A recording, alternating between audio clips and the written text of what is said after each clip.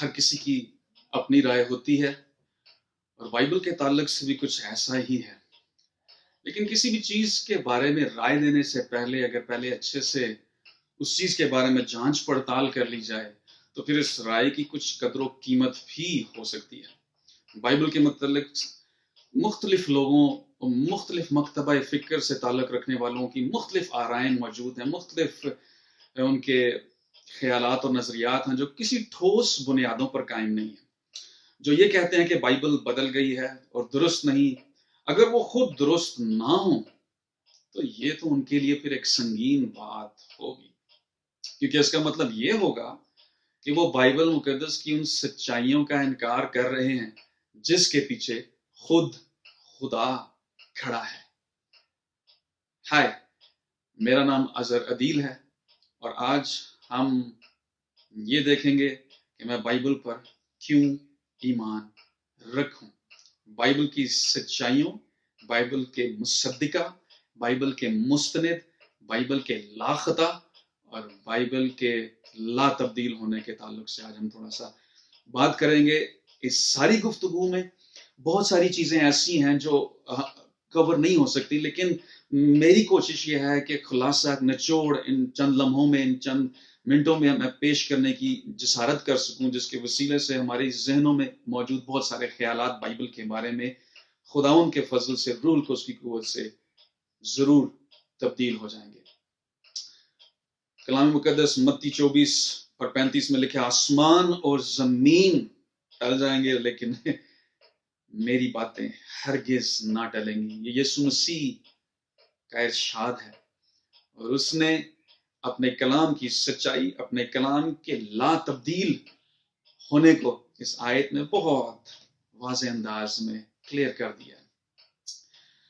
ہر وہ کتاب جو سیاہی سے لکھی گئی ہے سچائی پر مبنی نہیں ہو سکتی. اس لیے ہم یعنی مسیحی بائبل پر اندھا ایمان نہیں رکھتے، بلکہ عقلی اور منطقی لاجیکل فیتھ ہمارا بھی ہوتا ہے. اس بات کو جانے بغیر کہ نہیں بس چونکہ یہ مسیحیوں کی مقدس کتاب ہے اس لیے اس کو سچ ماننا ہمارا فرض ہے. نہیں، ایسی بات نہیں ہے، بلکہ ہم بائبل پر ایمان ایسے ثبوتوں کی بنیاد پر رکھتے ہیں جو کہ ٹھوس اور ناقابل تردید ہیں، جو بائبل کی صداقت کے آئینہ دار ہیں.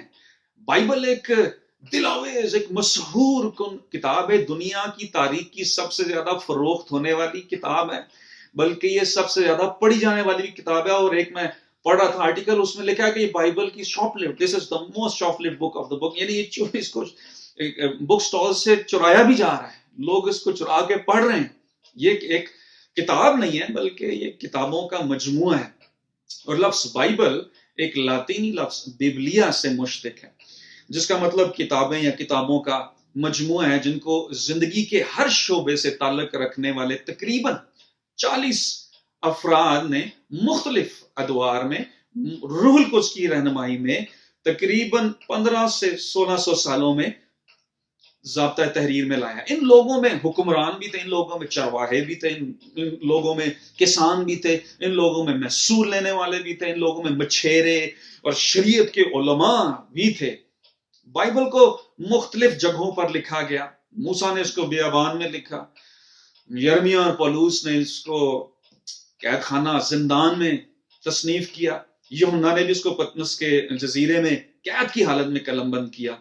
بائبل کو 13 مختلف ممالک میں 3 مختلف براعظموں یعنی براعظم ایشیا، افریقہ اور یورپ میں 3 مختلف زبانوں یعنی ارامی، عبرانی اور یونانی میں ضابطہ تحریر میں لایا گیا. یہ بائبل ہم سب کو معلوم ہے 2 حصوں پر مشتمل ہے، 66 کتابوں کا مجموعہ ہے جن کو پرانا اور نیا عہد نامہ کہا جاتا ہے. پرانے عہد نامے میں یسوع کی پیدائش سے پہلے کی تاریخ اور نئے عہد نامے میں یسوع کے زمانے اور اس کے بعد کی تاریخ اور واقعات مندرج ہیں. لیکن یہ کتاب ایک ایسی کہانی ہے جو انسانیت کے تقریباً تمام اہم مضامین کے بارے میں ہمیں رہنمائی فرماتی ہے، جن کا آج بھی ہماری زندگیوں سے بڑا گہرا تعلق ہے. کیا بائبل واقعی میں معتبر، قابل اعتماد اور بھروسے کے لائق ہے؟ ایک سوال ہے، کوشچن ہے، کیا واقعی ایک مصدقہ کتاب ہے؟ کیا واقعی سچائی اور حقیقی واقعات پر مبنی ہے، یا میتھس ہیں اس کے اندر، دیومالائی کہانیاں ہیں جو بعض لوگ کہتے ہیں؟ لیکن ہم آگے دیکھتے ہیں کہ یہ ساری دیومالائی کہانیاں نہیں ہیں، یہ پروون چیزیں ہیں، ثبوت ہیں ان کے. اور کیا واقعی یہ خدا کا حقیقی کلام اور الہام ہے؟ قدیمی نسخہ جات اور صحائف کی سچائی کو جاننے کے لیے جو اینشینٹ مینوسکرپٹس ہوتے ہیں، جو بہت پرانے زمانے کے ہیں، ہزاروں سال پرانے مینوسکرپٹس ہیں، قدیم صحائف اور نوشتے ہیں، ان کو جاننے کے لیے، ان کی سچائی کو پرکھنے کے لیے 5 سے 6 مختلف قسم کے پرکھ اور جانچ کے معیار وضع کیے گئے ہیں. یہ معیار کسی قدیمی، کسی بھی اینشینٹ پریمیٹیو مینوسکرپٹ اور رائٹنگ کی صداقت کو، اس کی سچائی کو، اس کی حقیقت کو جاننے کے لیے اور اس کو قابل بھروسہ ثابت کرنے کے لیے انتہائی ضروری ہیں. اور ہم ان چند حقائق کو، ان چند جو ٹیسٹ ہیں، ایگزامینیشنز اینڈ ٹیسٹ ہیں، ان کو ہم جاننے کی کوشش کریں گے. اور اس تھوڑے سے ٹائم میں ساری چیزیں اس میں کور نہیں کر پاؤں گا. اس بات کے لیے میں آپ سے پہلے ہی معذرت خواہ ہوں. بہت سارے کوسچن شاید رہ جائیں، لیکن بہت سارے کوسچنز کا شاید آنسر مل بھی جائے، اس لیے پلیز مجھے اس بارے میں تھوڑا سا ایکسکیوز کیجیے گا. پہلی جو شہادت یا ٹیسٹ ہے اس کو انٹرنل ایویڈنس یا انٹرنل ٹیسٹ کہتے ہیں، جس کو ہم اندرونی شہادتیں بھی کہہ سکتے ہیں. یعنی اس کا مطلب یہ ہے کہ جو تحریر جس کی پرکھ کی جا رہی ہے، جس کی جانچ کی جا رہی ہے، ان کے لکھاری یا ان کے مصنفین نے ان کے بارے میں کیا اظہار خیال کیا، کیا انہوں نے ان کی سچائی کا دعویٰ کیا، کیا جو کچھ انہوں نے دیکھا، یعنی جن واقعات کے وہ چشمدید گواہ تھے، اور وہ جن کے بارے میں انہوں نے جن سے سنا تھا، اس کے بارے میں مکمل طور پر پر اعتماد تھے کہ وہ جو کچھ لکھ رہے ہیں وہ سچائی پر مبنی ہے. کلام مقدس کے بہت سارے حوالہ جات ہیں، ہم چند حوالہ جات کو دیکھیں گے، جس میں پطرس رسول کا دوسرا خط، اس کا پہلا باب اور اس کی 16ویں آیت میں کلام مقدس میں یوں مرقوم ہے، کیونکہ جب ہم نے تمہیں اپنے خداوند یسوع مسیح کی قدرت اور آمد سے واقف کیا تو دغا بازی کی گھڑی ہوئی کہانیوں کی پیروی نہیں کی تھی، بلکہ خود اس کی عظمت کو دیکھا تھا. پطرس یہاں پر یہ دعویٰ کر رہا ہے، he is claiming a very profound truth، کہ جنہوں نے اس کلام کو قلم بند کیا، ہم نے جو اس کلام کو قلم بند کیا ہے، یہ فیبریکیٹڈ فیری ٹیلز نہیں ہیں، یہ فرضی کہانیوں پر مشتمل نہیں ہیں، بلکہ وہ جو کچھ قلم بند کیا گیا وہ ہم ان سب کو ہم نے اپنی آنکھوں سے دیکھا، ہم ان کے چشمدید گواہ ہیں. جو کچھ ہم لکھ رہے ہیں، انہوں نے جو کچھ خود اپنی آنکھوں سے دیکھا تھا، اسی کو روح القدس کی رہنمائی اور الہام سے تحریر کیا تھا. یہ معلومات سیکنڈ ہینڈ معلومات نہیں تھیں، بلکہ آنکھوں دیکھا حال تھا.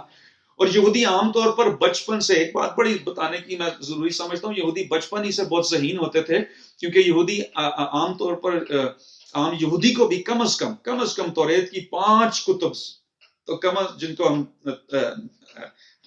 پینٹیٹوک کہتے ہیں، یہ لازمی زبانی یاد ہوتی تھی. ان کے 3 سکولز ہوتے تھے، بیت سفر، بیت تالمود اور بیت مدراش. اور بیت سفر کے اندر بچے ہوتے تھے اس وقت، غالباً 10 سال تک کے بچے، 6 سے وہ توریت کی 5 کتابوں کو زبانی ازبر کر لیا کرتے تھے. اور اس سے اگلا بیت تالمود، اس سکول کے اندر اولڈ ٹیسٹمنٹ یعنی تناخ جو ان کی ہوتی تھی، یہ سب کی سب زبانی یاد کر لی جاتی تھی. اور اس کے بعد جو بیت مدراش میں جاتے تھے، اسٹوڈنٹس جانے کا ارادہ کرتے تھے، جو کسی ربی کے پروں کے سائے میں مزید وہ توریت کی کتابوں کی تحقیق اور اس کی تفسیر و توضیح کے لیے جو فردر ایجوکیشن حاصل کرنا چاہتے تھے، وہ ربیوں کے پاس، ربی اپنی مرضی سے ربی چنتے تھے، اس کے پاس جاتے تھے، اور ربی اس کا ٹیسٹ لیتا تھا. اور وہ ٹیسٹ اس قدر کٹھن ہوتا تھا، وہ ٹیسٹ یعنی ایسا ہوتا تھا جیسے کہ استثناء کی کتاب کے 6 باب کی 7ویں آیت کا 5واں لفظ کیا ہے. اس قدر باریک میٹیکولس ٹیسٹ ہوتا تھا. اور اگر وہ اسٹوڈنٹس اس ٹیسٹ میں پاس ہو جاتے تھے تو وہی ان کے شاگرد کہلاتے تھے. اس لیے ان کی جو مینٹل فیکلٹیز تھیں, جو ان کی کوگنیٹو ایبلٹیز تھیں, یہ عام لوگوں سے کہیں زیادہ تھیں, اچھی تھیں, شارپ تھیں, تیز تھیں. اس لیے ان کی یادداشت پر ابھی بھی لوگ رشک کرتے ہیں. اس لیے جو کچھ انہوں نے دیکھا, جو کچھ انہوں نے جس کے وہ چشمدید گواہ ٹھہرے, وہ انہوں نے لکھ لیا. اب نیا عہد نامہ تقریباً 47 سے عیسوی سے 95 عیسوی کے درمیان قلم بند کیا گیا, لکھ لیا گیا. اور یہ اس لیے اہمیت کا حامل ہے کیونکہ وہ لوگ جو اب غور سے سنیے گا, 47ویں سے 95 عیسوی کے دوران, یسوع مسیح کی پیدائش سے 47 سے 95 سال کے اندر یہ نیا عہد نامہ ضابطۂ تحریر میں لایا جا چکا تھا. اور یہ اس لیے اہمیت کا حامل ہے کیونکہ وہ لوگ جو ان تمام واقعات کے چشمدید گواہ تھے, اس دور میں وہ حیات تھے جب یہ پہلی کاپیز جو اس مینوسکرپٹس کی تھیں یہ لکھی گئیں, تحریر کی گئیں. اس لیے جب یہ نسخہ جات مختلف علاقوں میں تقسیم کیے گئے, اس وقت وہ لوگ جنہوں نے یہ سب کچھ ہوتے دیکھا تھا, ان مینوسکرپٹ, ان صحائف کے صداقت کے بارے میں بیان دے سکتے تھے کہ بھئی اگر ان میں صداقت نہ ہوتی, کوئی گڑبڑ ہوتی, کوئی جھوٹ ہوتا, کوئی تبدیلی ہوتی, تو وہ لوگ جنہوں نے سب کچھ ہوتے, ان واقعات کو جو کہ مندرج کیے گئے تھے, ان کو اپنی آنکھوں سے ہوتے دیکھا تھا, وہ اس بات پر اعتراض اٹھا سکتے تھے کہ یہ باتیں سچ پر مبنی نہیں ہیں. وہ یہ بیان دے سکتے تھے کہ ایسا تو کچھ ہوا نہیں کیونکہ ہم نے اس واقعے کو اپنی آنکھوں سے دیکھا تھا, اور جو کچھ لکھا ہوا ہے یہ غلط ہے. لہٰذا ان کی صداقت, ان واقعات کی صداقت اس لیے بھی بہت اہمیت کی حامل ہے کیونکہ چشمدید گواہ وہاں پر موجود تھے جو ان رائٹنگز کی صداقت, اور ایک آدھ بندہ بھی نہیں تھا, زیادہ تھے. ایک بندے کو تو خریدا جا سکتا ہے, 2 بندوں کو, 4 بندوں کو خریدا جا سکتا ہے کہ اس بارے میں یہ بیان دے دیا جائے کہ یہ چیز ٹھیک نہیں ہے, یہ چیز جھوٹی ہے. لیکن آپ کتنوں کو خریدیں گے, کتنوں کو رشوت دیں گے, کتنوں کو جھوٹ پر اکسائیں گے؟ نہیں, اتنے زیادہ لوگ تھے کہ وہ سب اس صداقت کے جو واقعات لکھے گئے ہیں یہ سب ٹھیک ہے اور یہ سب سچ پر مبنی ہے. وہاں پر ان دنوں میں, اس زمانے میں کافی لوگ موجود تھے کیونکہ انہوں نے یہ سب کچھ اپنی آنکھوں سے دیکھا تھا. دوسرا تیموتھیوس اس کے 3 باب کی 16ویں آیت میں لکھا کہ ہر ایک صحیفہ جو خدا کے الہام سے ہے, تعلیم اور الزام اور اصلاح اور راست بازی میں تربیت کرنے کے لیے فائدہ مند ہے.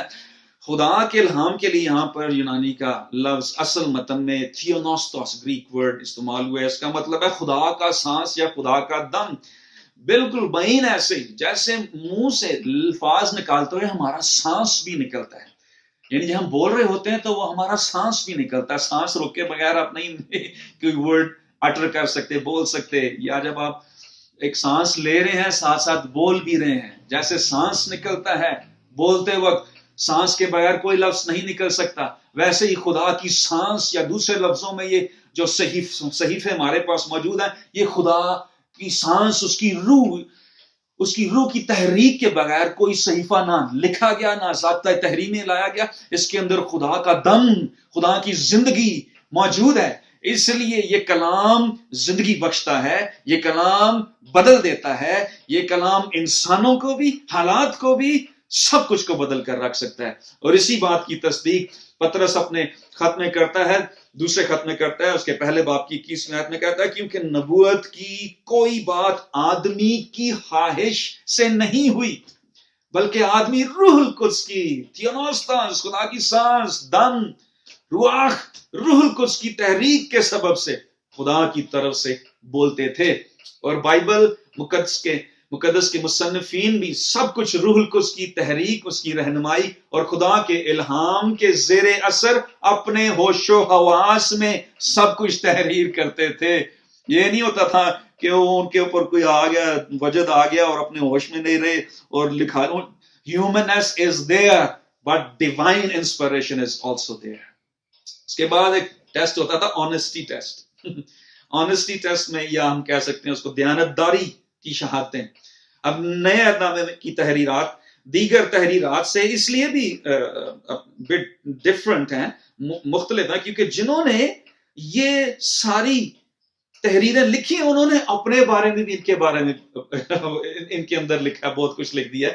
اور جو کچھ انہوں نے اپنے تعلق سے لکھا ہے وہ کوئی بہت بلند و بانگ اچھے دعوے، اچھی باتیں نہیں ہیں، بلکہ انہوں نے اپنی کمزوریوں کو، اپنی کمیوں کو، اپنے نکمے پن کو، اپنے خدشات کو، اپنے شکوک و شبہات کو، اپنے اندیشوں کو، اپنے خوف کو، اپنے سوالات کے بارے میں سب کچھ ہی لکھ دیا.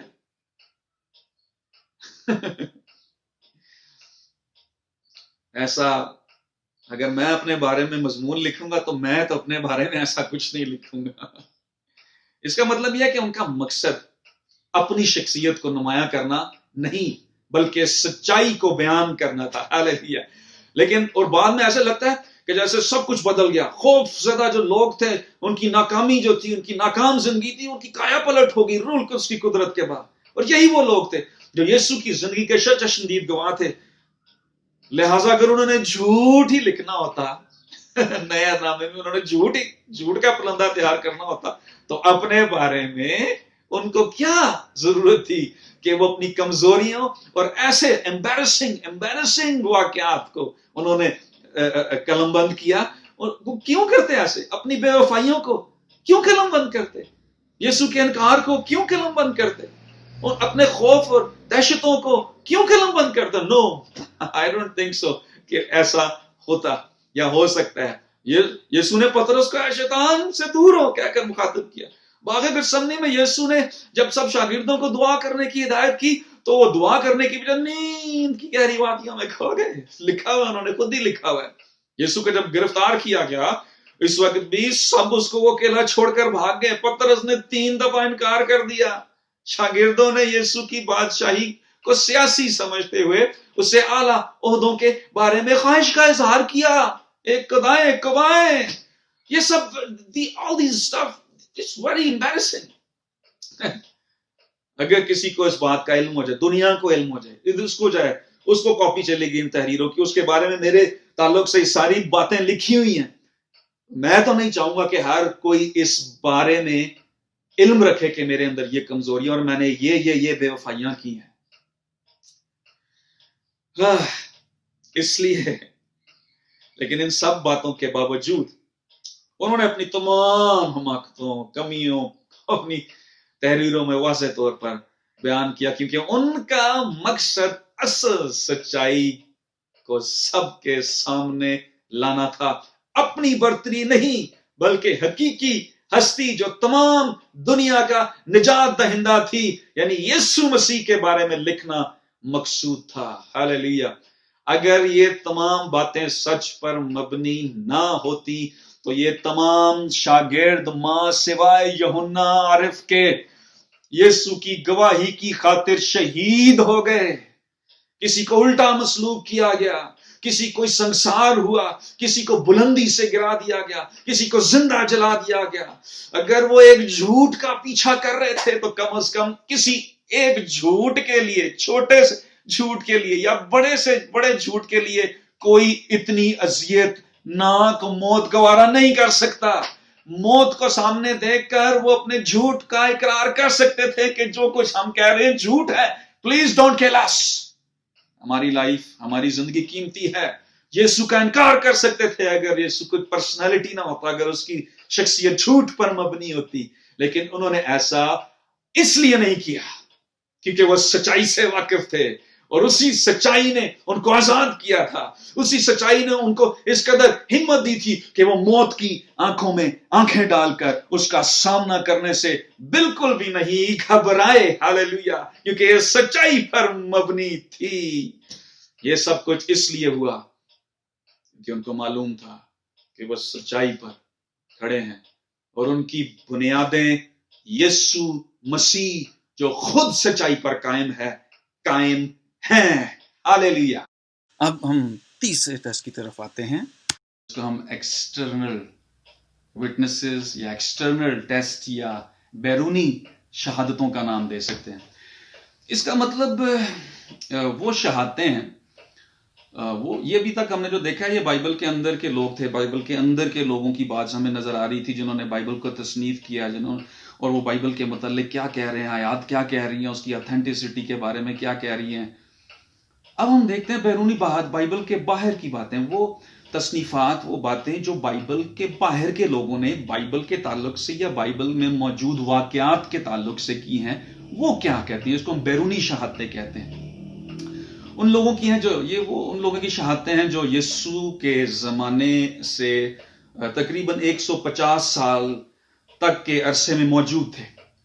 ان کی لکھی گئی شہادتیں بائبل کے متعلق کیا خیال و نظریات رکھتی ہیں، یعنی وہ مستند افراد اور تصنیفات جو بائبل سے خارجی ہیں، اپارٹ فرام بائبل کے علاوہ ہیں، بائبل سے باہر ہیں، ان کی روشنی میں بائبل کی سچائی کو کیسے دیکھا جائے۔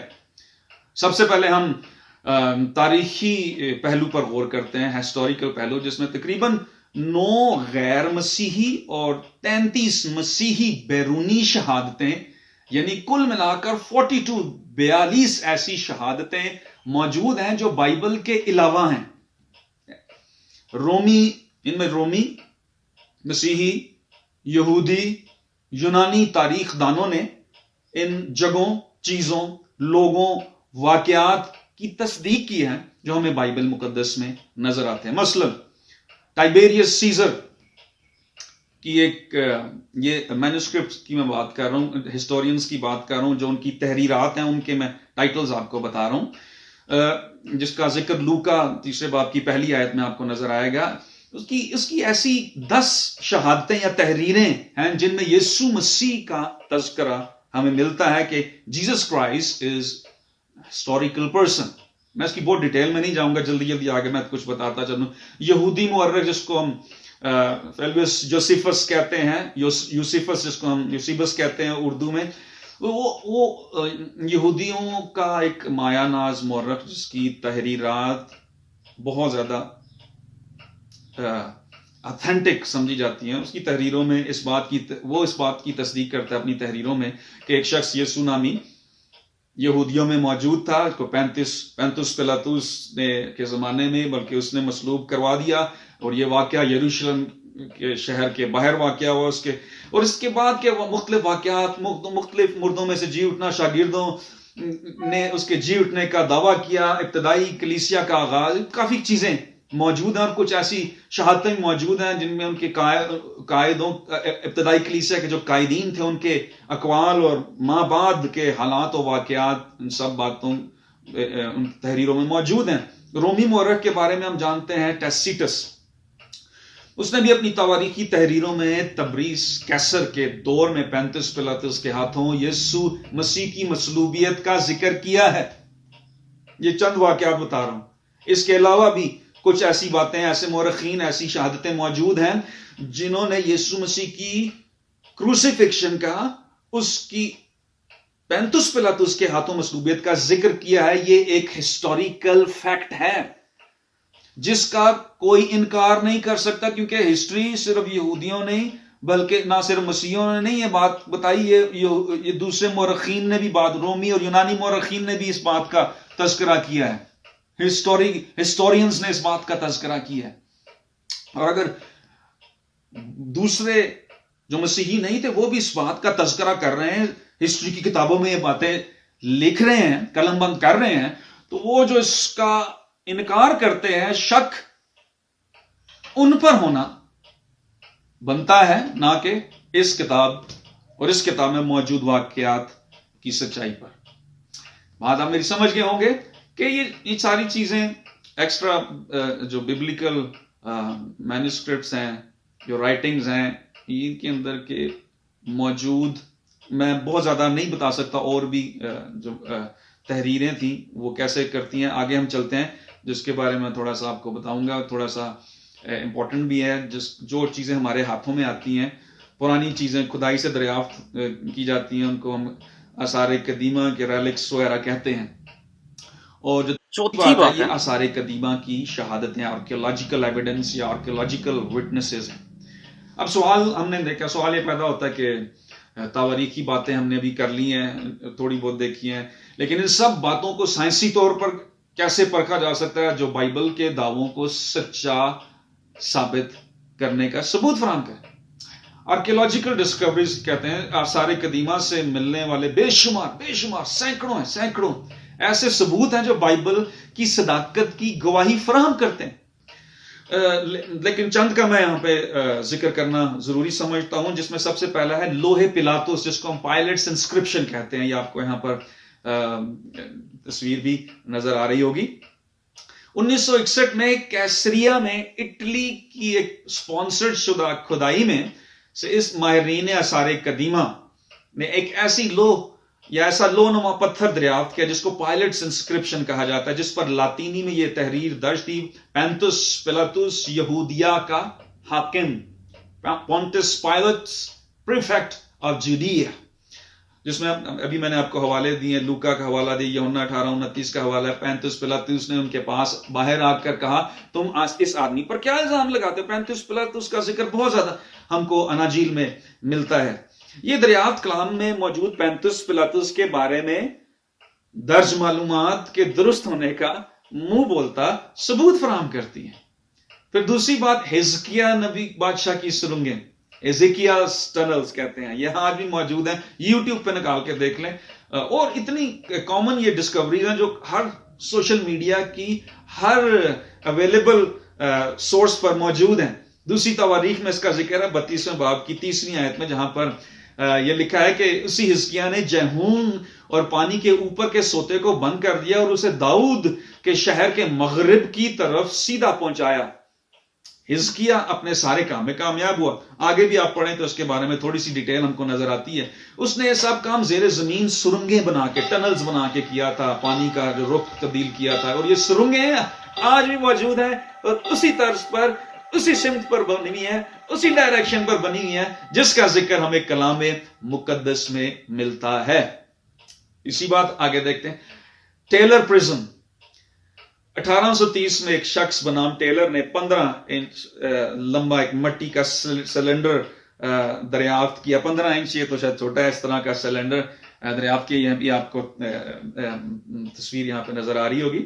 اس پر 500 لائن سطریں کسی قسم کی زبان میں، اینشنٹ لینگویج میں تحریر تھی. اور اس میں شاہ اسور سخیرب، جو کہ 720 سے 683 قبل مسیح میں تھا، اس کی لکھی ہوئی دریافت تھی. اس پر کچھ یوں لکھا تھا، تھوڑی سی اس میں سے جو انسکرپشن کی کچھ رائٹنگز تھی، اس میں سے کچھ یوں لکھا تھا: جہاں تک یہودی حزقیہ کی بات ہے، اس نے تابعداری سے انکار کر دیا، اس لیے میں نے اس کے 46 مضبوط فصیلدار شہروں اور اس کے بے شمار نواحی علاقوں پر حملہ کر کے قبضہ کر لیا. اس کا ثبوت ہمیں دوسری تواریخ کی کتاب، اس کے 32ویں باب، اس کی پہلی آیت سے اگر آپ پڑھنا شروع کریں تو اس کا ثبوت ہمیں ملتا ہے. یہاں پر یہ لکھا ہے: ان باتوں اور اس ایمانداری کے بعد شاہ اسور سخیرب چڑھ آیا اور یہودا میں داخل ہو کر فصیلدار شہروں کے مقابل خیمہ زن ہوا اور ان کو اپنے قبضے میں لانا چاہا، اور ایسا کر کے گزرا وہ. اس دریافت سے بھی یہ ثابت ہوتا ہے، یہ بات ثابت ہوتی ہے کہ بائبل میں مندرج واقعات کوئی افسانوی کہانیاں نہیں ہیں، بلکہ ان کی ایک تاریخی حقیقت ہے جو آثار قدیمہ سے بھی ثابت ہوتے ہیں. نیکسٹ ڈسکوری جو ہوئی ہے وہ ڈیوڈز انسکرپشن. داؤد کے بارے میں کافی عرصے تک یہ کرٹیسزم کیا جاتا رہا، تنقید کی جاتی رہی تھی کہ داؤد اسرائیلیوں کی ذہنی اختراع ہے، کیونکہ اس کے کوئی قدیمہ آثار دریافت نہیں ہوئے جو اس کے حقیقی وجود کا ثبوت فراہم کریں. لوگوں کرٹیسزم یہ ہوتا رہا. 1993 میں جنوبی اسرائیل کے علاقے ٹل دین، جس کو ٹیل دین انگلش میں کہتے ہیں، ایک شخص بنام ابراہم بائرام تھا. اس نے ایک پتھر دریافت کیا جس پر کچھ کندہ تھا، ایک تحریر موجود تھی، اور یہ تحریر ارام کے بادشاہ کی جانب سے تھی، جس پر اس نے اسرائیل اور داؤد کے گھرانے کی شکست کا ذکر کیا تھا. اور اس پر یہ لکھا ہوا تھا: The house of David، داؤد کا گھرانہ، جو کہ بائبل میں ہم کو نظر آتا ہے پہلی سلاطین 12:19 میں. یوں اسرائیل داؤد کے گھرانے سے باغی ہوا اور آج تک ہے. داؤد کے گھرانے سے ذکر ہے. لہذا داؤد کا خطبہ بھی بائبل کی سچائیوں کا ثبوت ہے کہ داؤد کے گھرانے کی کوئی من گھڑت کہانیاں بائبل میں نہیں مندرج، بلکہ اس کا بھی ایک خاص ثبوت موجود ہے. اس کے بعد نقش موابائٹ سٹون یا میشا سٹیلے جس کو کہتے ہیں، یہ بیرا مردار سے تقریباً 20 میل مشرق کی جانب سے دریافت ہوا تھا، جس کا دریافت کرنے کا سہرا ایک جرمن مشنری ایف اے کلن کے سر تھا. یہ ایک 3 سے 5 فٹ چوڑا کالے پتھر کا کتبہ نما تھا، جس پر 850 قبل مسیح موابی بادشاہ میشا، جس کو ہم اردو میں میسا کہتے ہیں، اس نے بیان کیا تھا کہ اسرائیل کے بادشاہ عمری نے کافی دنوں تک مواب پر زیادتی کی، اور میں اس سے اور اس کے گھرانے سے بدلہ لینے کا خواہاں ہوں. Omri was the king of Israel and oppressed Moabite during many days. I will see my desire upon him and his house. یہ اس بات کی شہادت تھی جس کا ذکر سلاطین کی پہلی کتاب اس کے 6 باب 16ویں باب کی 21ویں سے 28ویں آیت میں ہم کو نظر آتا ہے. اگر اس کو پڑھیں، یہاں پر لکھا ہے، اس وقت اسرائیلی 2 فریق ہو گئے، آدھے آدمی جنیت کے بیٹے تبنی کے پیرو ہو گئے تاکہ اسے بادشاہ بنائے، آدھے عمری کے پیرو تھے. اور اگر اس کو ہم آگے پڑھتے چلے جائیں تو اس کے بعد وہاں پہ 27ویں آیت سے اگر ہم پڑھیں، اور عمری کے باقی کام جو اس نے کیے اور اس کا زور جو اس نے دکھایا سو کیا، وہ اسرائیل کے بادشاہوں کی تواریخ کی کتاب میں قلم بند نہیں. سو عمری اپنے باپ دادا کے ساتھ سو گیا اور سامریا میں دفن ہوا، اور اس کا بیٹا اخیب اس کی جگہ بادشاہ ہوا. اس حوالے کو آپ ڈیٹیل سے دیکھیے گا، خود دیکھیے گا. اس کے بعد اخیب کا بھی اس بادشاہ کے ساتھ ایک رابطے کے طور پر ذکر ملتا ہے سلاطین کی دوسری کتاب کے 3 باب کی 4 سے 6 آیت میں، جہاں پر لکھا ہے، اور مواب کا بادشاہ میسا. یہ اس بادشاہ کا ذکر ہے جس کا مینوسکرپٹ کا، جس کے اس کتبے کا ہم ذکر کر رہے ہیں اس وقت. اور مواب کا بادشاہ میسا بہت بھیڑ بکریاں رکھتا تھا، اور اسرائیل کے بادشاہ کو 1,00,000 بروں اور 1,00,000 مینڈوں کی اون دیتا تھا. لیکن جب اخیا مر گیا تو شاہ مواب اسرائیل کے بادشاہ سے باغی ہو گیا. اس وقت یہورام بادشاہ نے سامریہ سے نکل کر سارے اسرائیل کی موجودات لی. مزید ایک ثبوت کہ بائبل کی باتیں، بائبل میں موجود شخصیات افسانوی نہیں ہیں، کہانیاں نہیں ہیں، بلکہ حقیقت پر مبنی ہیں. اس کے بعد بیت ناصرت، دا نیزرت ہاؤس. رینیسان ایک تنقید نگار نے ایک کتاب لکھی جس میں اس نے یہ بات کہی کہ یسوع مسیح کے وجود کا کوئی سوال ہی پیدا نہیں ہوتا، کیونکہ ناصرت نام کا کوئی قصبہ، غور سے سنیں، وہ کہہ رہا ہے کہ یسوع مسیح کے وجود کا کوئی سوال ہی پیدا نہیں ہوتا کیونکہ ناصرت نام کا کوئی قصبہ 1 صدی عیسوی میں موجود ہی نہیں تھا، اور نہ اس کا کوئی ثبوت ہے جناب. یہ اس کا دعویٰ تھا.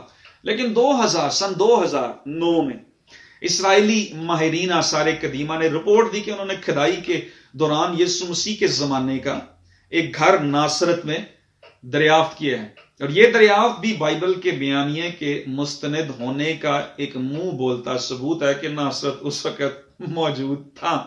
ہاللیلویا. نیکسٹ ون جو بھی نمبر ہے، کہتے ہیں دا سائرس سلنڈر، استوانہ خورس. 1879 میں ہورماز زسام ایک شخص تھا، اس نے ایک 9 انچ لمبا سلنڈر نما پکی مٹی کا ایک استوانہ ستون ٹائپ کی چیز کو کہتے ہیں، موجودہ عراق سے دریافت کیا، جس پر قدیم اکادی زبان میں بہت کچھ لکھا ہوا تھا. اور اس دریافت کو استوانہ خورس کہا جاتا ہے، جس پر شاہ فارس خورس کا اعلان منشور کندہ تھا. یہ کیا تھا جس میں اس نے اس کی بابل پر فتح کے بارے میں تحریر درج کی تھی، اور اس کو Cyrus declaration of human rights بھی کہا جاتا ہے، جو کہ بائبل کی تصنیف سے بالکل ملتا ہے، جس میں اس نے یروشلم کی اور ہیکل کی تعمیر کا فرمان اور اجازت نامہ جاری کیا تھا. عزرا کی کتاب 1 باب اور اس کی پہلی 11 آیات میں پڑھنے لگا ہوں آپ کے سامنے کلام مقدس میں لکھا ہے. اور شاہ فارس خورس کی سلطنت کے پہلے سال میں اس لیے کہ خداوند کا کلام جو یرمیہ کی زبانی آیا تھا پورا ہو، خداوند نے شاہ فارس خورس کا دل ابھارا، سو اس نے اپنی تمام مملکت میں منادی کرائی اور اس مضمون کا فرمان بھی لکھا کہ شاہ فارس خورس یوں فرماتا ہے کہ خداوند آسمان کے خدا نے زمین کی سب مملکتیں مجھے بخشی اور مجھے تاکید کی ہے کہ میں یروشلم میں یہودا میں ہے اس کے لیے ایک مسکن بناؤں. بس تمہارے درمیان جو کوئی اس کی ساری قوم میں سے ہو، اس کا خدا اس کے ساتھ ہو اور وہ یروشلم کو یہودا میں ہے جائے اور خداوند اسرائیل کے خدا کا گھر جو یروشلم میں ہے بنائے. اور جو کہ کسی جگہ جہاں اس نے قیام کیا باقی رہا ہو تو اسی جگہ کے لوگ چاندی اور سونے اور مال اور مواشی سے اس کی مدد کریں اور علاوہ اس کے وہ خدا کے گھر کے لیے جو یروشلم میں ہے رضا کے ہدیے دیں. اور آگے بھی لکھا ہوا ہے 7ویں آیت سے پڑھیں وہاں پہ. اور خورس بادشاہ نے بھی خداوند کے گھر کے ان برتنوں کو نکلوایا جن کو نبوکت نظر یروشلم سے لے آیا تھا اور اپنے دیوتاؤں کے مندر میں رکھا. انہی کو شاہ فارس خورس نے خزانچی مترادات کے ہاتھ سے نکلوایا اور ان کو گن کر یہودا کے امیر شیس بزر کو دیا اور ان کی گنتی آگے گنتی ہے. اور سواری کی دوسری کتاب اور اس کا 36واں باب اگر آپ دیکھیں اور اس کی 22ویں سے 23ویں آیت اگر آپ ملاحظہ فرمائیں وہاں پر بھی شاہ فارس خورس کی سلطنت کے پہلے سال اس لیے کہ خداوند کا کلام جو یرمیہ کی زبانی آیا تھا پورا ہو، خداوند نے شاہ فارس خورس کے دل کو ابھارا، سو اس نے اپنی ساری مملکت میں وہی منادی کرائی جس کا ابھی میں نے اوپر ذکر کیا ہے. یہ دریافت بھی بائبل میں مندرج حقائق کی تصدیق کرتی ہے. ہاللویہ. پول آف سلوم شلوخ کا حوض 2004 میں اس علاقے میں جس کو داؤد کا شہر کہا جاتا ہے ایسی سیڑھیاں دریافت ہوں جو شالوم کے حوض کے ساتھ موجود تھیں. اور اس کا تذکرہ ہمیں بائبل میں یوحنا کی انجیل مقدس یوحنا کی انجیل اس کے 9 میں آپ کے 7ویں آیت میں ملتا ہے. اس نے کہا جا شلوخ جس کا ترجمہ بھیجا ہوا ہے کہ حوض میں دھو لے. بس اس نے جا کر دھویا اور بینا ہو کر واپس آیا. یسوع نے اندھے کو یہ کہا تھا. ایک اور ثبوت کہ بائبل سچا خدا کا کلام ہے. ہاللیلویہ. اس کے بعد لوہے ہتی دا ہیٹائٹ ٹیبلٹس ہتی قوم جس کا ذکر ہمیں اولڈ ٹیسٹمنٹ میں یشوع استثناء کی کتاب یشوع کی کتاب اور مختلف کتابوں میں ہم کو مل رہا ہے. اولڈ ٹیسٹمنٹ کی شروع کی کتابوں میں ملتا ہے.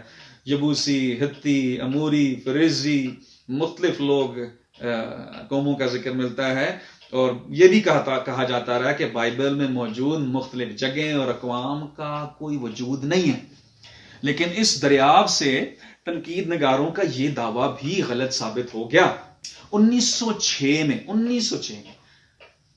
ہیوگو ونکلر ترکی کے ایک شہر میں کھدائی کا کام سر انجام دے رہا تھا اور وہاں پر ان کو تقریباً 10,000 کے قریب 10,000 کے قریب مٹی کی لوہیں ملی جن پر ہتی قوم کی تاریخ رقم تھی اور علاقہ ہتی قوم کا دارالحکومت تھا جہاں سے وہ ملا تھا. لہذا اور یشوع میں دیکھ لیں 11:3 میں دیکھ لیں اور بھی بہت سارے حوالے ہیں جن میں کنانیوں، موریوں، ہتیوں، ہرمون اور یبوسیوں سب کا ذکر ہے. یشوع 11:3 میں اگر آپ دیکھ لیں اس کے بعد اور بھی بہت سارے حوالے ہیں. لہذا بائبل تاریخی طور پر بھی تمام قدیمی دستاویزات سے زیادہ ایکوریٹ اور درست الہامی کتاب ہے. ہاللیلویہ. پریز دی لارڈ، پریز دی لارڈ. اب ہم اگلی شہادتوں کی طرف، وٹنسز کی طرف چلتے ہیں جو مینوسکرپٹ یا صحائفی شہادتیں ہیں. اور صحائفی اصل میں دیکھنا ہم نے یہ ہے اس بارے میں کہ جو صحائف ہم تک پہنچے ہیں ان میں کس قدر سچائی اور درستی پائی جاتی ہے. یعنی جو کچھ ہم تک پہنچا ہے کیا وہ واقعی میں بعین ایسے ہی ہے ہمارے پاس موجود ہے جیسے وہ اس وقت تھا جب وہ تحریر کیا گیا تھا. اس کا مطلب یہ ہے کہ کس قدر احتیاط اور باریکی سے قدیم صحائف کا ترجمہ کیا گیا، کس قدر باریک بینی سے ان کی نقول تیار کی گئی. تمام قدیمی تحریرات کو کسی نے اپنے ہاتھوں سے لکھا اور اس سے پیشتر کہ اس کو تقسیم کیا جاتا اس کی نقول تیار کر لی جاتی. اس لیے جتنی بھی نقول تیار کی جاتی تھی ان سب کا اصل کے ساتھ اور ایک دوسرے سے بھی موازنہ کیا جاتا تھا کہ کہیں کوئی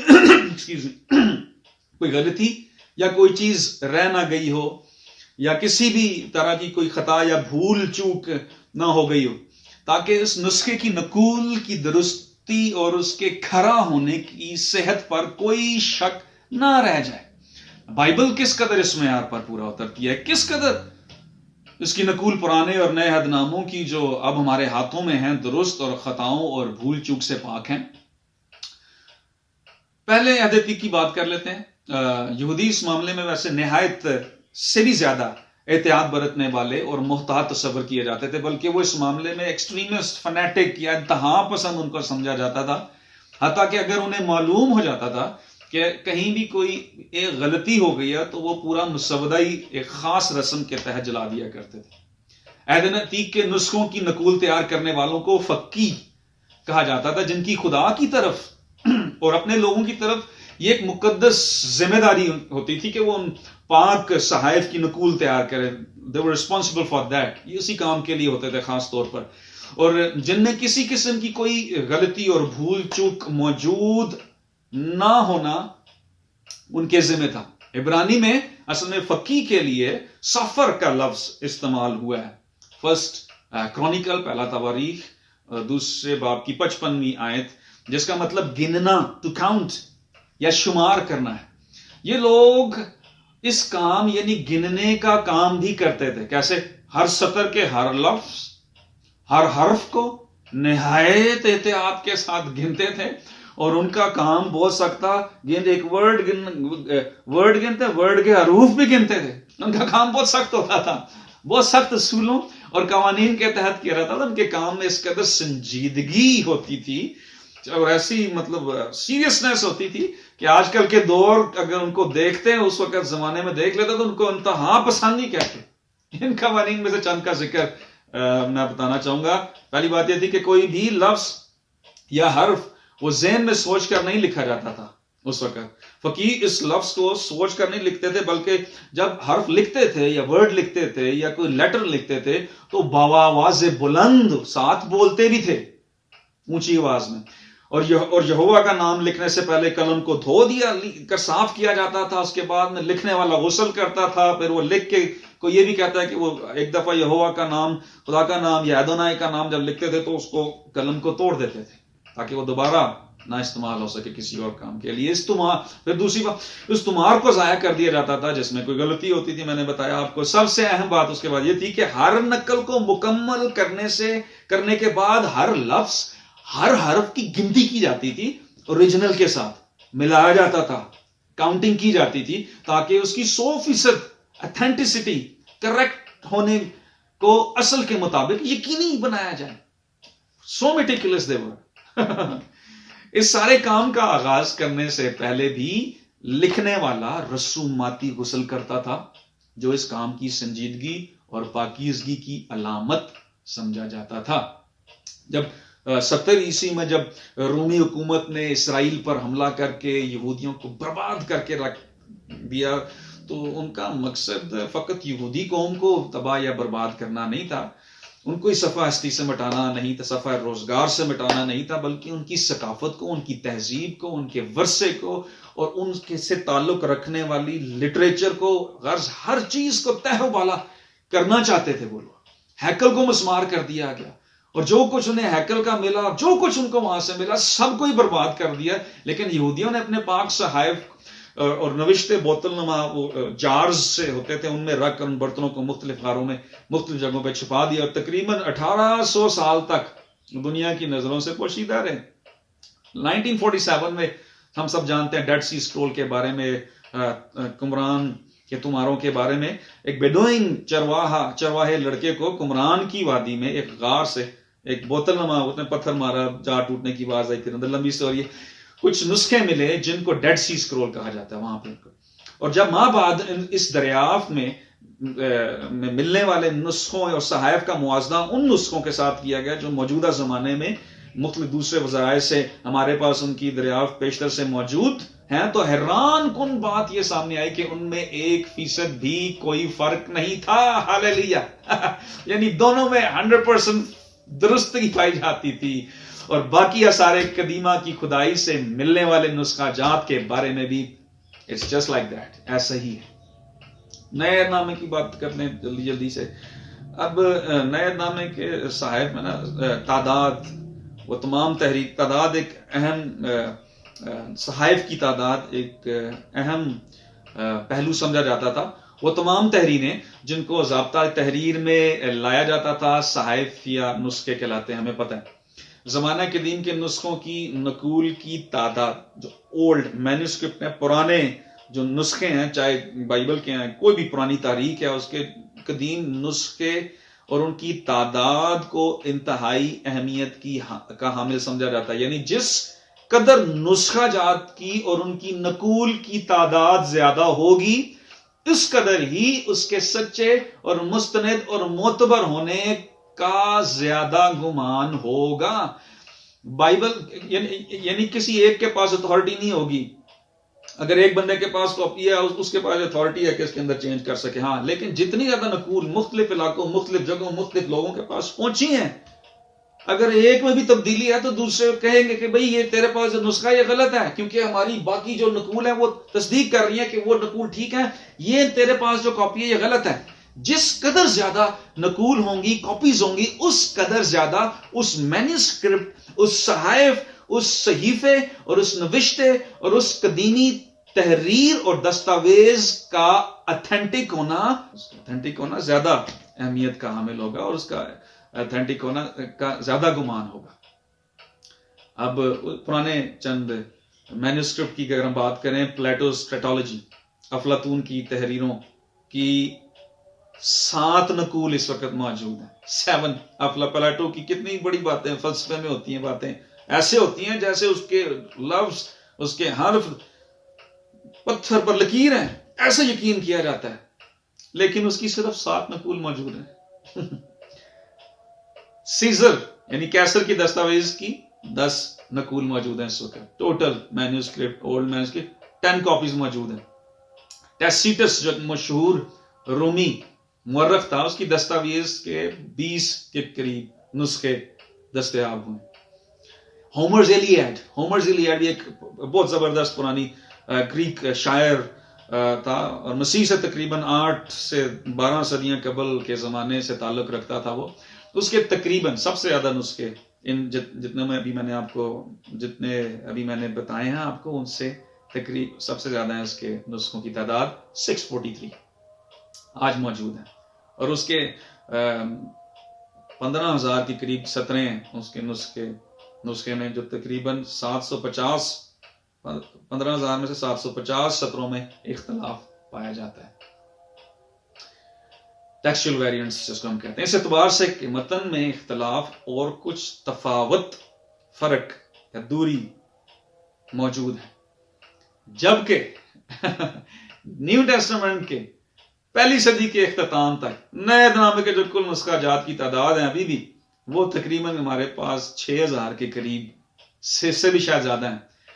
اور ہمارے پاس ابھی موجود نسخوں کی کل تعداد کہتے ہیں کہ اگر آبائے کلیسیاؤں کے اور دوسرے جو لکھاری ہیں، جو مصنفین ہیں، جنہوں نے بائبل کی آیات کو، نیو ٹیسٹمنٹ کی آیات کو کوٹ کیا ہے، سائٹیشنز کی ہیں، اگر ان کو بھی ہم ملا لیں تو یہ تعداد ملینز سے بھی زیادہ ہو جاتی ہے. اور ابھی ان نسخوں کی تعداد کو کہا جاتا ہے کہ یہ 24,463 کے قریب موجود ہے.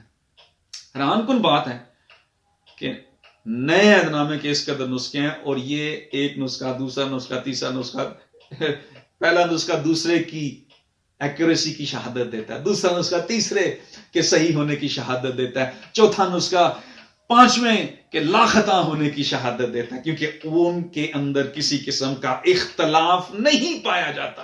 ہاللیلویا. کچھ تنقید نہ کرو، تنقید بائے تنقید. وہ کہتے ہیں کہ کچھ ان کے اندر 40 سطروں کے اندر کچھ کسی قسم کا اختلاف پایا جاتا ہے. اور مزے کی بات یہ ہے کہ اگر ان کی بات کو اگر مان لیں سچ، مان بھی لیا جائے جو کہ مانا تو نہیں جا سکتا، تو بھی ان 40 سطروں میں کوئی تعلیم، کوئی عقیدہ، کوئی خاص اصول نظر ہی نہیں آتا جس کی صداقت پر انگلی اٹھائی جا سکی۔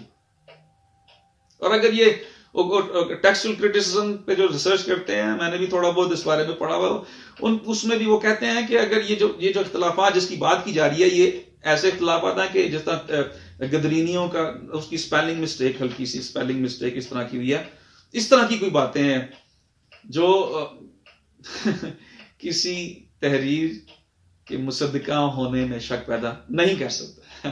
لہٰذا نیا عہد نامہ بھی 100% درست اور اصل حالت میں موجود ہے۔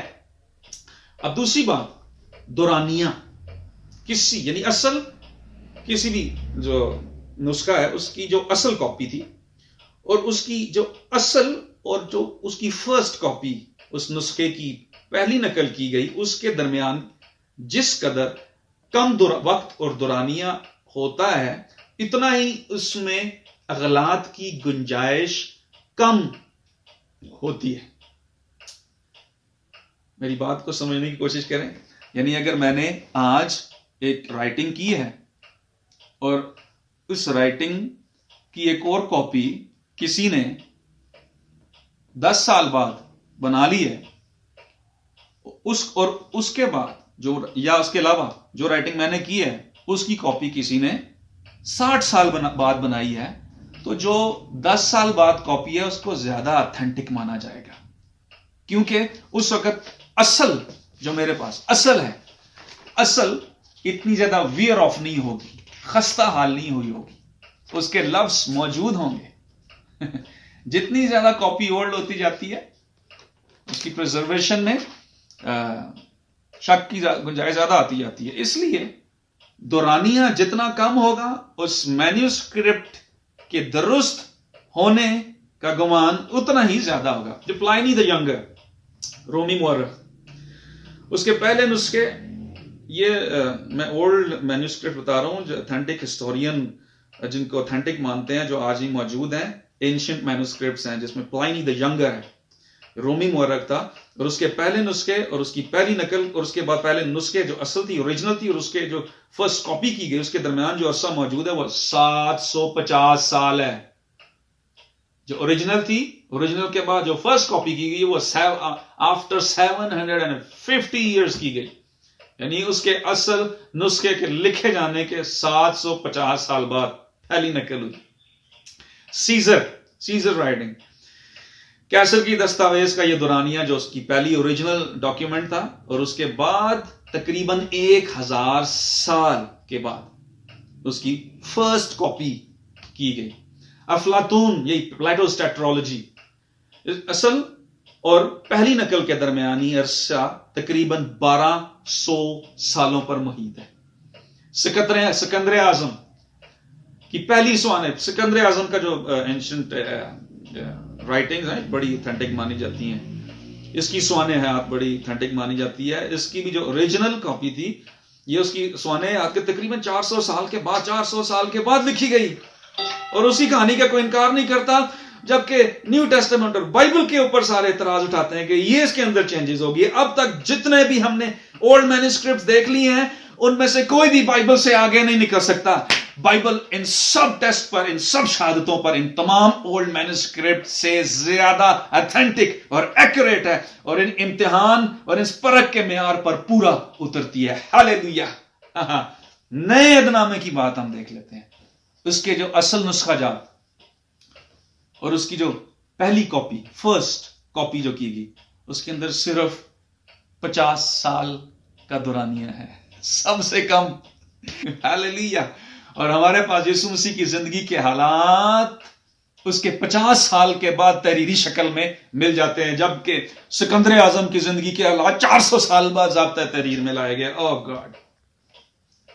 ہر کسی کو یسوع مسیح کی حالات زندگی سے مسئلہ ہے، جبکہ وہ ان ساری شہادتوں پر پورا اترتی ہے۔ عہد نامہ جدید تمام قدیمی دستاویزات سے زیادہ مستند ہے۔ اس زمین کرۂ ارض پر موجود تمام قدیمی دستاویزات سے زیادہ مستند ہے۔ ہاللیلویہ۔ اس لیے اگر دنیا انجیل کو ان تمام کسوٹیوں پر پورا اترنے کے باوجود مستند نہیں مانتی تو ہمیں باقی تمام دستاویزات کو بھی کوڑے کی نظر کر دینا چاہیے. ہاللیلویا ہاللیلویا. Isn't it interesting? It is interesting. ہاللیلویا. ہم بائبل پر اندھا اعتماد نہیں کرتے, ہم اس پر اندھا یقین نہیں رکھتے. یہ تمام ثبوتوں پر, تمام ٹیسٹس پر, تمام امتحانات پر پورا اترتی ہے. ہاللیلویا. پریز دی لارڈ, پریز دی لارڈ. اگلی بات دیکھتے ہیں, نبوتی شہادتیں, پروفیٹک وٹنسز. کلام کیا کہتا ہے اس بارے میں؟ Let's see. اس کا مطلب یہ ہے کہ جو کچھ بائبل نے دعویٰ کیا اور جو کچھ کہا گیا بائبل کے اندر, کیا وہ واقعی منوان ویسے ہی وقوع میں آیا؟ بائبل کے الہامی ہونے کا اس بات سے, کسی بھی چیز کے الہامی ہونے کا اس بات سے علم ہوتا ہے کہ اس میں وہ باتیں بھی موجود تھیں اور ہیں, بائبل میں بھی ہیں اور موجود تھیں, جو وقوع میں اس وقت نہیں آئی تھیں جب وہ رقم کی گئی تھی. یعنی کسی واقعے کے واقعہ ہونے سے پہلے ہی اس بات کا علم ہونا جس کو ہم اپنی زبان میں غیب کا علم کہتے ہیں. ایسی باتوں کا بھی بائبل میں تذکرہ بے شمار باتیں موجود ہیں جو کہ صدیوں پہلے لکھ دی گئی اور جو بعد میں اس قدر ایکوریسی کے ساتھ پوری ہوئی, پایا تکمیل تک پہنچی کہ ان نوشتوں کی صداقت پر شک کی کوئی گنجائش باقی رہتی ہی نہیں. ہاللیلویا. ایک مزید دلچسپ بات یہ ہے کہ پرانے عہد نامے میں یسوع مسیح کے متعلق 300 سے زیادہ ایسی پیشین گوئیاں اور نبوتیں ملتی ہیں جس میں اسرائیل جو ایک مسیحا کا انتظار کر رہے تھے, جو کنواری سے پیدا ہوگا, بیت الحم سے ایک سردار نکلے گا, دیکھ تیرا بادشاہ تیرے پاس آتا ہے, وہ حلیم ہے, وہ گدھے پر سوار ہے, نجات اس کے ہاتھ میں ہے اور وہی ان کو آزادی دلائے گا. اور جس کو مارا اور کوٹا جائے گا, جس کو سرکہ پلایا جائے گا, جس کے بدن کی کوئی ہڈی توڑی نہیں جائے گی, جو مردوں میں سے جی اٹھے گا اور اس کا مقدس نہیں سڑے گا اور جس کی سلطنت کا آخر نہ ہوگا. ان تمام کا ذکر ملتا ہے یسوع مسیح کے تعلق سے ہی. صرف یہ چند باتیں کی ہیں پرانے عہد نامے میں, صدیوں پہلے کہیں گی یہ ساری باتیں. ان نبوتوں اور پیشین گوئیوں میں سے صرف اگر 8 پیشن گوئیوں کا ایک فرد کی زندگی میں انسانی منطق کے مطابق پورا ہونا ایسا ہی ہے. غور سے سنیں, ایسا ہی ہے. اگر 8 ہی پوری ہو جائیں, ایک بندے کی زندگی میں 8 نبوتیں ایک بندے کی زندگی میں پوری ہو جائیں, یہ ایسا ہی ہے جیسا ایک کراچی جتنے شہر کی تمام سڑکوں پر 2 فٹ اونچے 5 روپے کے سکے ٹھیپے ان سکوں کا ڈھیر لگا دیا جائے. ساری سڑکوں پہ 2 فٹ اونچا ڈھیر سکوں کا ڈھیر لگا دیا جائے. پھر ایک سکہ لے لیا جائے, اس پر لال رنگ کا مارک لگا لیا جائے جو اس کو باقی سکوں سے منفرد بنائے, الگ کر دے. بلکہ ایسا کہ ان سکوں کے ڈھیر لگانے سے پہلے اس سکے کو کہیں پہ رکھ دیا جائے, اوپر اس کے ڈھیر لگا دیا جائے, لال رنگ اس سکے کے اوپر لال رنگ کر کے اس کے اوپر ڈھیر لگا دیا جائے سکوں کا 2 فٹ پوری کراچی کی سڑکوں پر, اور پہلی مرتبہ ڈھونڈنے پر ہی وہ سکہ ہاتھ میں آ جائے. ایسا ہی ہے کہ اگر 8 نبوتیں ایک شخص کی زندگی میں ہی پوری ہو جائیں, یہ ایسا ہی ہے جیسا کہ پہلی دفعہ ان سکوں کے ڈھیر میں ہاتھ گھسایا اور ہمارے ہاتھ میں وہی لال رنگ کا سکہ آ گیا. دس از امپاسبل. لیکن کلام بائبل میں یہ سب کچھ پاسبل ہو گیا. ہاللیلویا. یسوع مسیح کے تعلق سے 8 پیشین گوئیاں نہیں, سینکڑوں پیشین گوئیاں پوری ہو گئی ہیں. ہاللیلویا.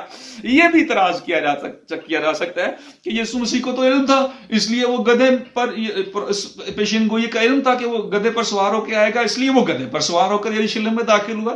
لیکن پھر اس بات کی کیا دلیل ہو سکتی ہے کہ اس نے کنواری سے جنم لینے کا بندوبست کیسے کیا, یا اس نے اپنے دشمنوں کو کیسے سب کچھ کرنے پر مجبور کر دیا جو اس کے ساتھ کوہ کلوری پر ہوا. اس نے کیا ان کو کہا تھا کہ میرے کپڑوں پر قرآن ڈالنا, مجھے سلیب دینا, مجھے سرکہ پینا؟ No, it's this thing, this is impossible. یہ سب کچھ پروفیٹیکلی ہوا تھا بائبل میں, یہ سب کچھ ذکر کر دیا گیا تھا منون ویسا ہی ہوا. یہ سب حیران کر دینے والی حقیقتیں ہیں جو ہمیں اس بات پر مجبور کر دیتی ہیں کہ ہم بائبل کو مقدس کو زندہ خدا کا زندہ الہامی کلام تسلیم کر لیں. ہاللیلویا. جی ہاں، یہ خدا کے کلام اور اس کے منہ سے نکلے ہوئے الفاظ کے علاوہ اور کچھ نہیں ہو سکتا. یہ خدا کا وہ محبت بھرا خط ہے جو انسانوں کے دلوں کو چھو لیتا ہے تاکہ وہ اس کو جانے. خدا کی محبت کا انوکھا اظہار، جیسا رومیو کے خط میں لکھا ہے، لیکن خدا اپنی محبت کی خوبی ہم پر یوں ظاہر کرتا ہے کہ جب ہم گنہگار ہی تھے تو یسوع مسیح ہماری خاطر موا.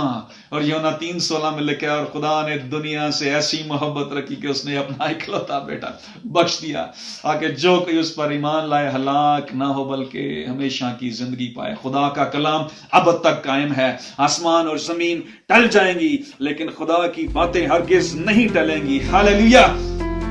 ابھی تک ہم نے اندرونی شہادتیں، بیرونی آنیسٹی ٹیسٹ، بیرونی شہادتیں، آثار قدیمہ کی شہادتیں، صحائفی شہادتیں، نبوتی شہادتیں دیکھی ہیں، اور دنیا کی کوئی بھی قدیمی دستاویز ایسی نہیں ہے جو ان تمام شہادتوں پر پوری اترتی ہو سوائے بائبل مقدس کے. ہاللیلویا. کیونکہ بائبل خدا کا لا تبدیل کلام ہے، یہ خدا کا لا خطا کلام ہے، یہ خدا کا اب تک قائم رہنے والا کلام ہے، یہ خدا کا دائمی کلام ہے، یہ خدا کا نہ ٹلنے والا کلام ہے، یہ خدا کا تبدیل کر دینے والا کلام ہے، یہ خدا کا معجزات کرنے والا کلام ہے، یہ خدا کا کل کائنات کو سنبھالنے والا کلام ہے، یہ خدا کا قدرت سے بھرا ہوا کلام ہے جو آج بھی کام کرتا ہے، جو کل بھی کام کرتا تھا اور جو اب تک قائم کرتا رہے گا. اور یہ ہمارے چہرے کی رونق ہے، ہماری ناف کی صحت ہے. ہاللیلویا. اور یہ نازل ہوتا ہے اور اپنے لوگوں کو ان کی بیماریوں سے، مایوسیوں سے شفا بخش دیتا ہے. ہاللیلویا. یہ کلام خدا کا کلام ہے، اس میں شک کی گنجائش نہیں ہے. یہ خدا کا کلام لا خطا، لا تبدیل اور اب تک قائم رہنے والا کلام ہے. ڈگریاں، دنیاوی تعلیم یہ آپ کو بہت کچھ دے سکتی لیکن یہ اب تک قائم نہیں رہ سکتی. کلام قائم رہتا ہے اور کلام آپ کو قائم رکھتا ہے. Hallelujah. God bless you. Next series میں نیکسٹ کسی موضوع کو لے کے ہماری ترقی کے لیے جو ہوگی حاضر ہوں گے. اگر آپ کو برکت ملی ہے، اگر آپ کو ان ساری باتوں سے تقویت ملی ہے تو ضرور اس چینل کو سبسکرائب کریں، لائک کریں، اور اگر آپ شیئر کر سکتے ہیں یہ ساری انفارمیشن دوسروں تک بھی پہنچے تو ضرور اس انفارمیشن کو اور ان برکت بھری باتوں کو دوسروں تک پہنچائیں. خداوند آپ سب کو برکت دے. میں اظہر ادیب آپ سب کی سلامتی چاہتا ہوں. God bless you.